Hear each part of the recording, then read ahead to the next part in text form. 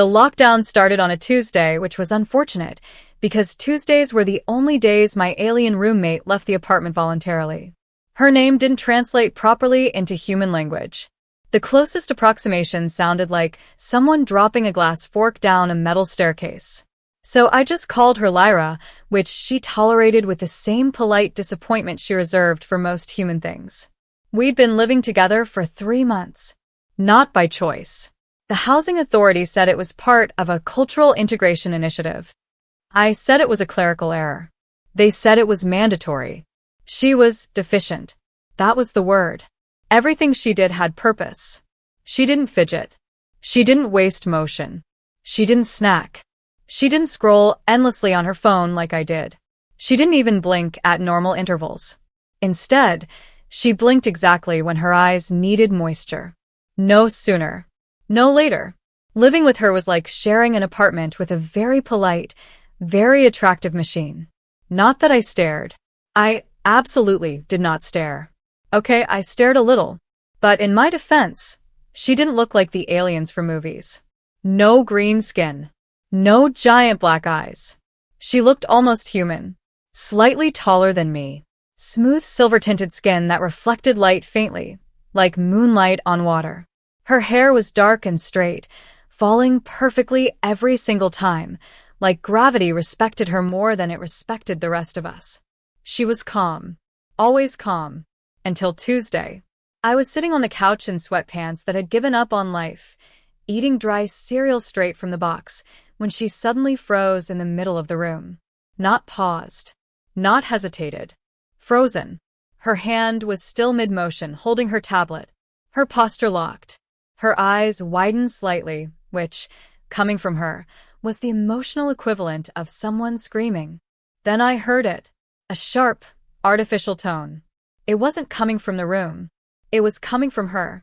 A faint red glow appeared just under the skin near her collarbone. Lines of light pulsed outward in slow, steady waves. She looked down at it. And for the first time since I'd met her, she looked afraid. Not confused. Not curious. Afraid. I said intelligently. You good? Her voice came out quieter than usual. My biological implant has issued a priority alert. I put the cereal box down slowly. Priority alert sounds bad. She nodded once. It is. Another tone sounded, slightly louder. She inhaled slowly, like she was preparing herself. Then she said the words that would completely destroy my peaceful, boring lockdown existence. My heat cycle has begun. I stared at her. She stared at me. I waited for the punchline. It did not arrive. Okay, I said carefully. I'm going to pretend I know what that means so you don't feel awkward, but I'm going to need you to explain it anyway. She tilted her head slightly, studying me like I was a particularly slow student. It is a biological phase experienced by my species, she said. It increases vulnerability, instability, emotional variance. Oh, I said. So like alien flu? No. That was not comforting. Another tone sounded, louder this time. The glow under her skin brightened. She stiffened slightly. My implant is initiating emergency support protocols. Support protocols? Yes. I nodded slowly, like that was a normal thing for someone to say. Okay, I said. So, do we call someone? Alien doctor? Space ambulance. Her eyes shifted toward the window. Lockdown protocols prevent external assistance. Right. Lockdown. Earth was sealed. No incoming transport. No outgoing transport. Everyone stuck exactly where they were. Including me. Including her. Another tone sounded. Then a new voice filled the apartment. It wasn't coming from a speaker. It was coming from everywhere, at once. Calm. Neutral. Artificial. Biological heat cycle detected. Designated emotional support partner required. I turned in a slow circle. Where is that voice coming from? Lyra answered. My implant has connected to the Galactic Medical Monitoring Network. Of course it had. Because, why wouldn't my apartment now be connected to an alien medical hotline? The voice continued. Scanning environment for compatible support partner. I laughed nervously. Well, good luck with that, I said. Lyra didn't laugh. The voice paused. Then it said something that made my stomach drop. Compatible support partner identified. Lyra and I both spoke at the same time. She said nothing. I said, "Who?" The voice answered immediately. Human resident confirmed. Compatibility rating, exceptional. I pointed at myself. Me? Lyra looked at me. Not past me. At me. Yes, she said quietly. I laughed. Not because it was funny. Because it was insane. I think your system's broken, I said. I failed high school biology. The voice ignored me. Human support partner designation confirmed. Proximity maintenance recommended. I blinked. Proximity maintenance? Lyra stepped closer. Not aggressively. Not hesitantly. Just deliberately. Until she was standing directly in front of me. Closer than she had ever stood before. I could see details I'd never noticed. The faint shimmer of her skin. The subtle rise and fall of her breathing. Her voice was calm. But softer than usual. I am required to remain near you. I swallowed. For how long? She paused. Duration unknown. I waited for her to step back. She didn't. She just stood there. Watching me. Studying me.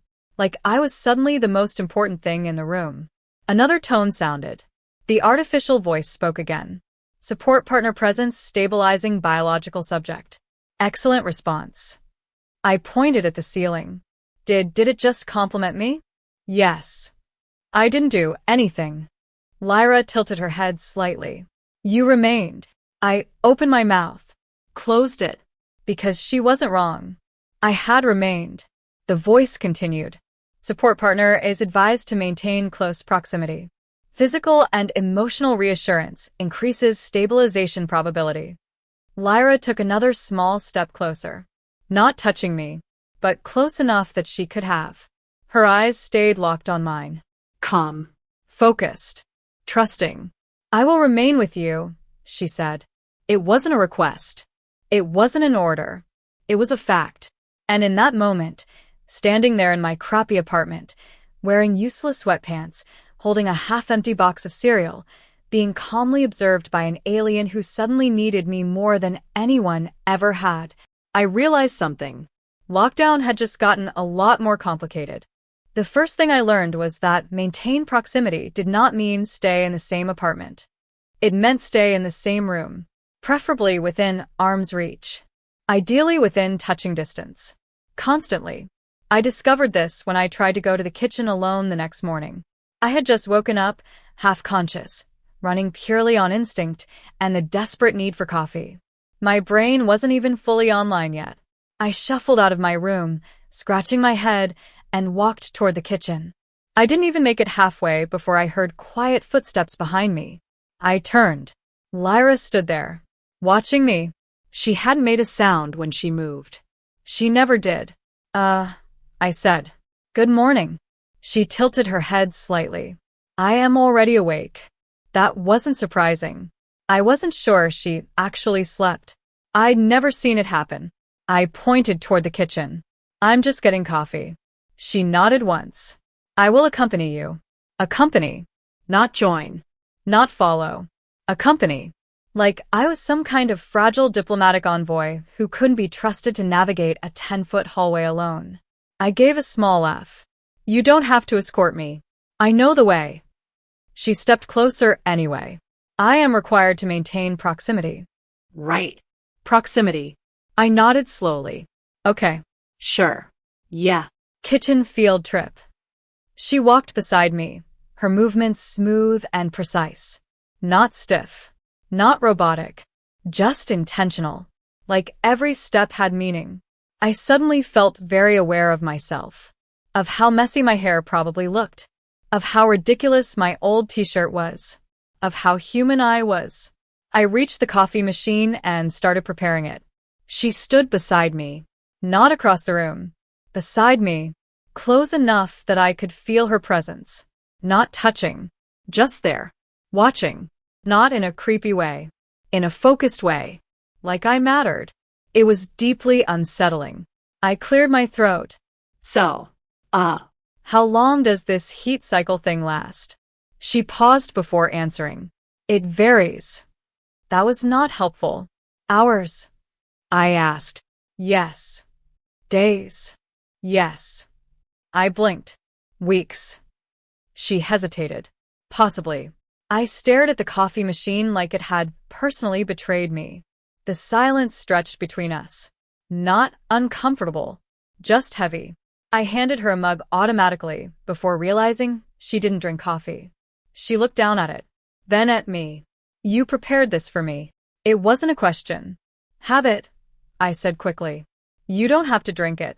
She accepted it carefully, like it mattered. Thank you, she said. And somehow, the way she said it made it feel like I'd done something important, which was ridiculous. I'd handed her bean water. The galactic monitoring voice suddenly filled the apartment again. Support partner demonstrates resource provision behavior. Excellent bonding indicator. I froze. Lyra didn't react. She just held the mug. I looked up at the ceiling. Can it see everything? Yes. Can it hear everything? Yes. I rubbed my face. That's not creepy at all. The voice continued. Support partner proximity remains optimal. Biological subject stabilization improving. I looked at Lyra. She looked calmer than yesterday. Still intense. Still focused. But calmer. Her shoulders weren't as tense. Her breathing more even. She looked relieved. And she was standing next to me. Because of me. That realization sat weirdly in my chest. I tried to shake it off.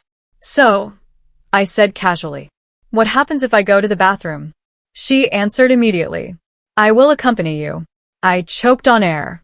No, you will not. She blinked. Proximity maintenance has boundaries, I said quickly. Human boundaries. Very important. Extremely enforced. She studied my face carefully. Processing. Learning. After a moment, she nodded once. I will remain outside the door. I pointed. Yes. Outside. Definitely outside. She accepted that. Which was somehow worse, because now I knew she'd be standing there, waiting. Calmly. Patiently. Like some kind of biological bodyguard. This was my life now. The day continued like that. Everywhere I went, she went. When I sat on the couch, she sat beside me. Not close enough to touch, but close enough that I could feel her warmth. When I stood up, she stood up. When I walked, she walked. When I stopped, she stopped. At one point, I turned suddenly just to test it. She stopped instantly, already watching me. Like she'd predicted it. Are you okay? I asked. Yes, she said. She hesitated, then added, I am more stable when near you. That hit harder than I expected. Not dramatic. Not exaggerated. Just factual. Like gravity. I didn't know what to do with that. So I did the only thing I could. I put on a movie. Something dumb and loud and human. She sat beside me, watching the screen. At first, she analyzed it like everything else. Her eyes tracked movements. Her posture remained perfect. But gradually, she relaxed. Her shoulders lowered slightly. Her posture softened. And at some point, without realizing it, she leaned slightly toward me. Not touching, just closer. Like her body trusted me before her mind fully understood why. I stayed very still. Because I didn't want to break, whatever this was. The monitoring voice returned. Support partner presence producing exceptional stabilization results. Subject biological distress reduced by 32%. 32%. I hadn't done anything. I hadn't fixed anything. I hadn't said anything special. I had just stayed. Lyra spoke quietly beside me. This is defective. I glanced at her. What is? She looked at me. Not analyzing. Not studying. Just looking. Being near you. My heart did something weird. Something uncomfortable. Something I didn't fully understand. Because she wasn't saying it like a scientist reporting data. She was saying it like it mattered. And for the first time since this whole thing started, I wasn't sure if I was helping her. Or if she was changing me. By the third day, I stopped pretending this was temporary. Not because anyone told me, because of the way she looked at me. The galactic monitoring voice had become part of the apartment now. It spoke less frequently, but when it did, it always sounded pleased.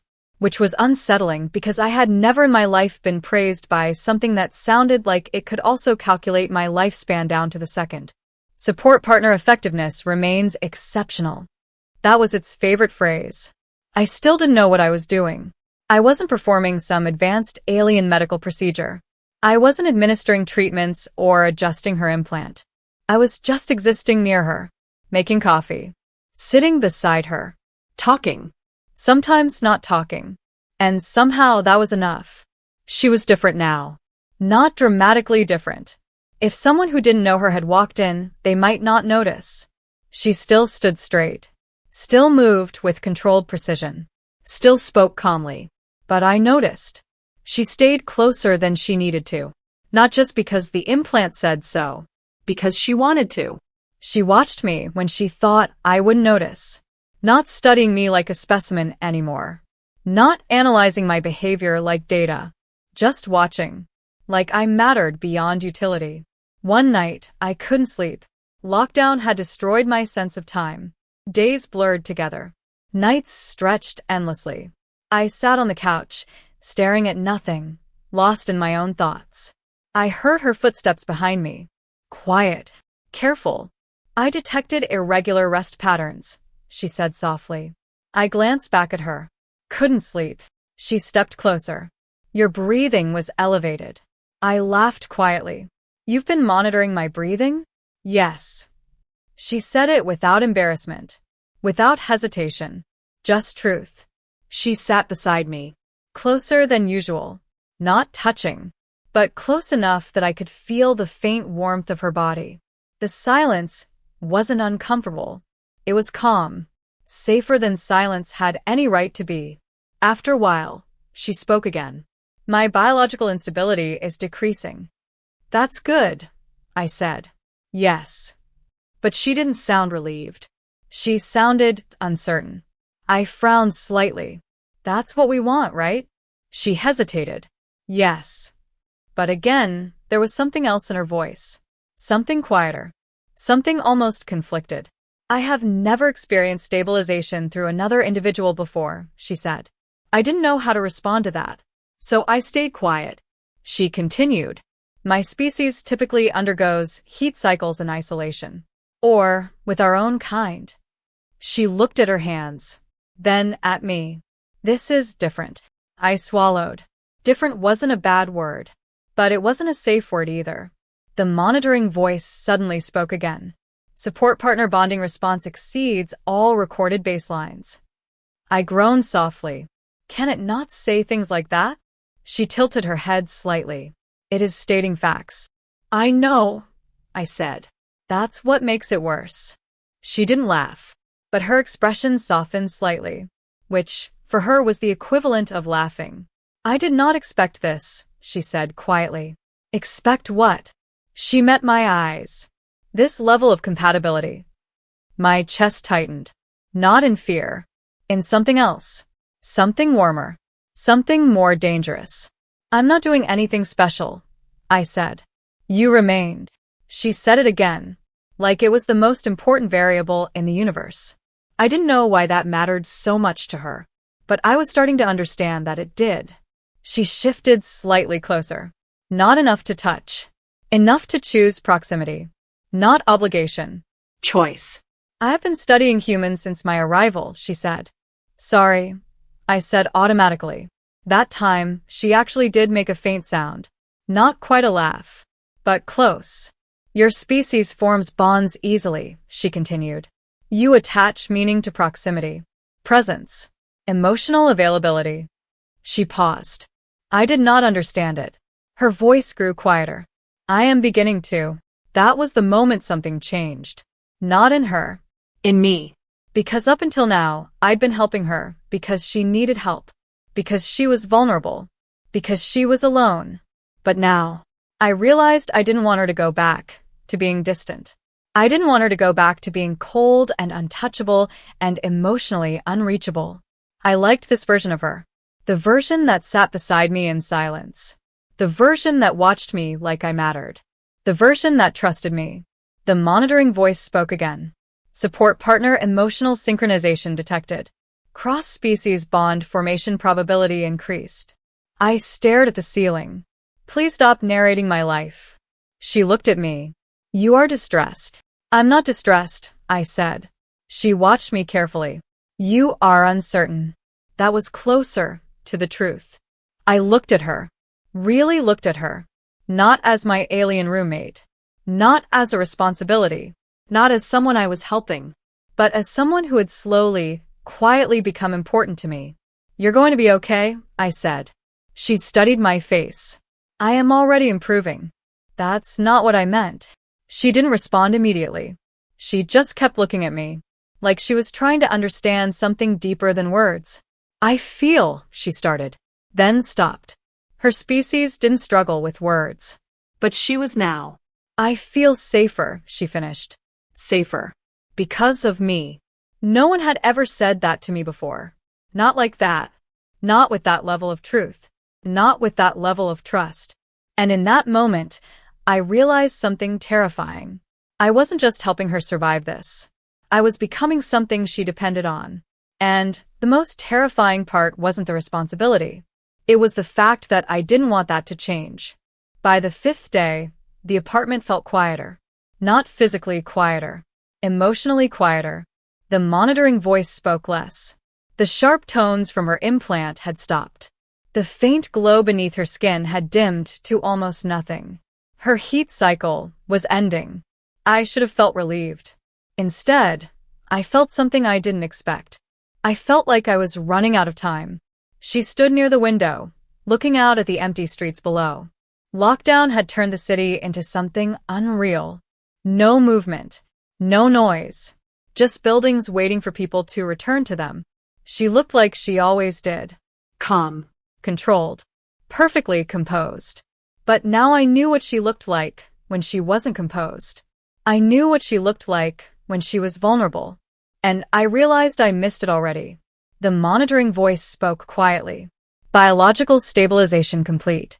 Heat cycle successfully resolved. That was it. No celebration. No dramatic moment. Just a statement. It was over. She nodded once. Understood. Her voice was steady again. Smooth. Professional. Like before. Before she needed me. Before she trusted me. I sat on the couch, unsure what I was supposed to do now. Does that mean I started? You don't need me nearby anymore? She turned toward me. Her expression didn't change, but her eyes lingered on mine slightly longer than usual. My biological survival is no longer dependent on proximity. Biological survival. The words felt clinical. Distant. Safe. I nodded slowly. That's good. It was good. It was what we wanted. So, why did it feel like something was ending? She didn't immediately move away. She didn't immediately return to her old routines. She just stood there, watching me, like she was thinking. The monitoring voice returned one final time. Human support partner performance exceeds all known galactic baselines. Record compatibility achieved. I blinked. Record? Yes, she said quietly. The voice continued. No species has demonstrated equivalent stabilization effectiveness for her biological profile. I laughed nervously. So, I accidentally became a medical professional? You became something statistically unprecedented, the voice replied. I rubbed my face. That's not reassuring. The voice fell silent after that. For the first time in days, it didn't come back. No monitoring. No instructions. No protocols. Just us. She walked toward me slowly. Not because she had to, because she chose to. She stopped in front of me. Closer than she needed to be. You prevented severe biological destabilization, she said. I shrugged awkwardly. I made coffee and watched movies. You remained. She said it again. Like it explained everything. Like it always had. I looked up at her. You would have done the same, I said. She didn't answer immediately. My species does not behave that way. That didn't surprise me. Her species was efficient, logical, controlled. They didn't linger. They didn't attach meaning to presence. They didn't stay unless required. But she had stayed, even when she didn't need to. I experienced something unexpected, she said quietly. I waited. She wasn't looking at the window anymore. She was looking at me. I experienced emotional dependence. The words sounded unfamiliar in her voice. Not wrong, just new. I experienced trust, she continued. My chest tightened. Not painfully, but deeply. I experienced safety, she finished. The room felt smaller. Not trapped. Closer. Warmer. Her next words came softer. I did not anticipate the significance of human emotional proximity. I laughed quietly. Most humans don't either. She tilted her head slightly. But you provided it instinctively. I didn't know what to say to that. Because I hadn't done it instinctively. I had done it because she needed me. And somewhere along the way, I had started needing her too. I will no longer be biologically required to remain near you, she said. There it was. The ending. The logical conclusion. She didn't need me anymore. She was free to return to being distant. Controlled. Untouchable. She could go back to being my alien roommate. Not the person who sat beside me in silence. Not the person who trusted me. Not the person who looked at me like I mattered. Just my roommate. Nothing more. She didn't move away. She didn't increase the distance between us. She stayed exactly where she was. Close. I will remain, she said. I frowned slightly. Remain? Yes. She held my gaze. Not because I am required to. Not because she was required to. Because she chose to. Something in my chest shifted. Something heavy lifted. You're choosing to stay close? I asked. Yes. No hesitation. No uncertainty. Just truth.